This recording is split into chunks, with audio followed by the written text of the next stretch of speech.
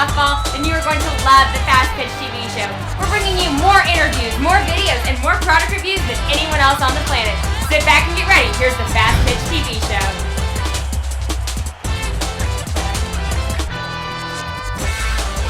Hello, I'm your host, Gary Leland, and this is the Fastpitch TV show.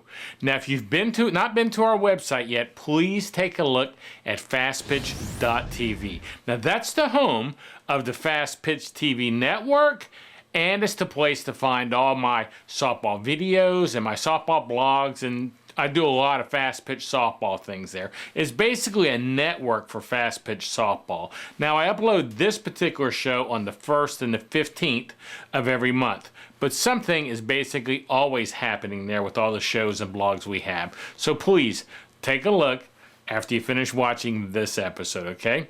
And it's fastpitch.tv, not fastpitchtv.com.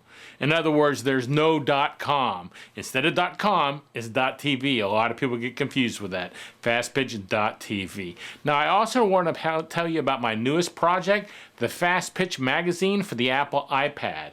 New issues of the magazine come out the 1st of every month, and we have a great group of writers like Olympians Kat Osterman, Natasha Watley. How about former pro players like Charity Butler and Lisa Ianson? Many, many more. If you have an iPad, you really need to visit Fastpitch magazine today and subscribe. At the moment, it's only for the iPad, not the iPhone, not the Kindle. We're working on this, but it is for the iPad. This is not a magazine for kids. It's a serious coaching tool. I promise you, you are going to love it. So please check it out at fastpitchmagazine.com. Now, this week I bring you another coaching clinic I recorded at Softball Con. If you're not familiar with Softball Con, you really need to check out their website at softballcon.net. It's a great coaches clinic held every year in January, and I've been every year. Now, this week we have a clinic by Russ Milligan, the head coach at Central Grove High School in Indiana, and his clinic is about some of his favorite hitting drills. It's a good clinic. Let's watch it now. My name's Russ Milligan. I'm from Greenwood, Indiana, and I would like to thank Matt Roberts and Scott Hall. He's a coach at Butler who asked if I would do this, and it's quite an honor to be here. I have played some Kentucky teams in the past, and the ones that have come up to Boonville, Indiana, beautiful Boonville, Indiana, and I've played in the tournament there. Have always been very quality teams. So for this particular session, I'm just going to talk about a couple different hitting drills that I do that I've found very effective for me. The first one is about hitting off-speed pitches. This one revolutionized my tryouts. I got fooled so many times in tryouts by a girl that was just awesome off the machine, because they've been hitting off the machine all winter long. You know, they've been standing in front of their hitting coach. No offense to any hitting coaches out there, but you know, in front of their hitting coach, been saying, "Oh, you're awesome, you're awesome, you're awesome, you're awesome." They're the ones that stand there and they take the first pitch to just look at it, even though it's dead down the middle, you know, because they're trying to time it up mentally. And so this particular drill that I did, if I worked this right, this off-speed hitting drill, lets me know without doing a whole bunch of changes with the machine or anything, whether the kid actually does have quick hands, whether this kid actually can get through the plate very well. I set the machine up at 45 to 50 miles an hour. I know that's very slow, but then I put 3 plates into the cage. And the 3 plates are going to be 5 feet apart, so obviously the last one is going to be 15 feet closer to the pitch machine, so now it's going to be up there, you know, around 60 mile an hour reaction time. And while they're up there, I either start with them either at plate 1 or plate 3, and typically, especially during tryouts, the girls are going to actually take a pitch again, and I try not to make it a non-threatening situation. No one gets nervous and all that stuff. So I let them take that pitch. But at that point, I start changing the plate every pitch. So what I do is they'll start at 3, or 1 rather, which would be farthest from it, and then, you know, that thing's lobbing in there at 45 miles an hour, change up speed. And then I'll go, okay, we'll go to 3. Now when they walk up 10 feet closer, and all of a sudden it's 55 to 60 mile an hour fastball, pretty typical for a high school player. And so when they're up there, you can see whether they're way behind or whether they actually have quick hands or not. And then of course you can work the in-between plates, and I got a plate 2, and I just keep changing it over and over and over again.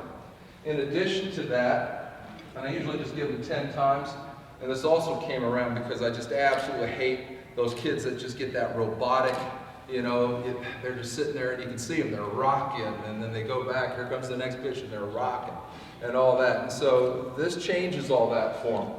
I also mix in then bunting and slapping and swing away, and what this does is it provides some actual practiced opportunities, at whatever speed it might be, for whatever I might ask in a given situation. So you can't hit this girl, she's way too fast. Well, let's do something else, let's get the ball in play.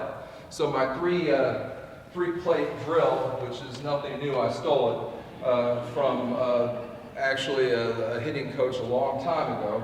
I mean, basically it looks like that, where the original pitch machine is set up at 43 feet.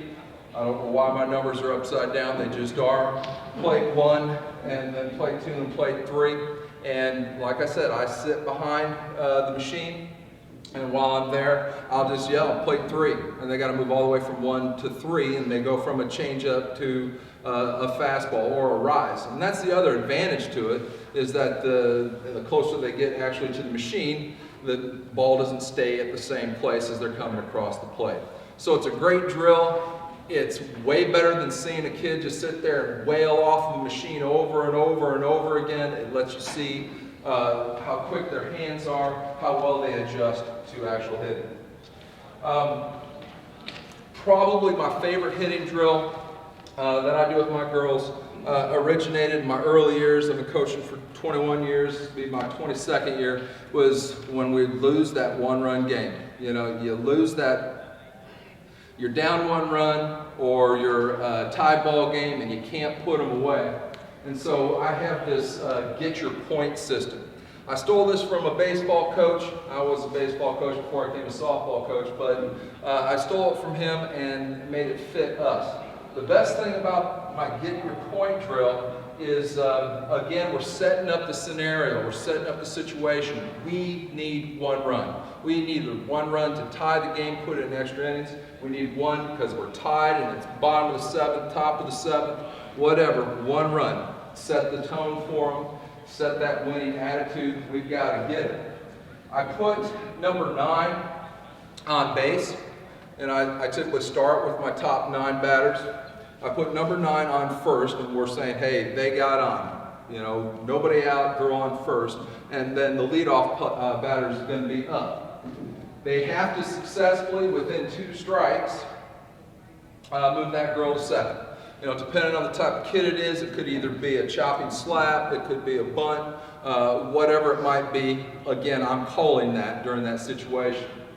After 2 attempts, and again, I'm trying to make this in a confined amount of time. After 2 attempts, that girl will go ahead and moves to second regardless. We have to move on, and I send her to the cage or to another coach to work on her problems. But they either bunt or slap.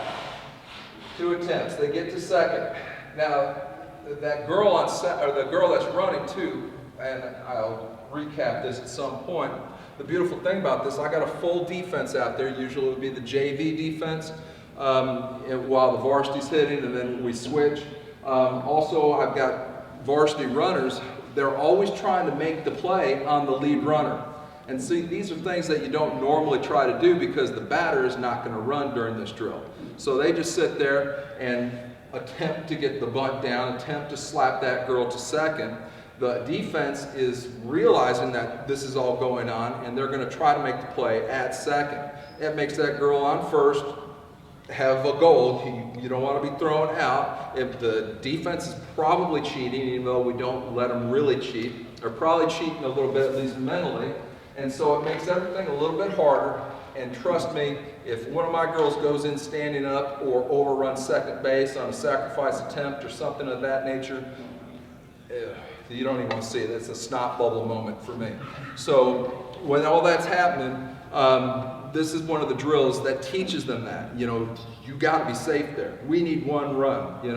It doesn't matter if it's my number 3 batter or whatever, depending on the situation. by God, we need to get that girl to second.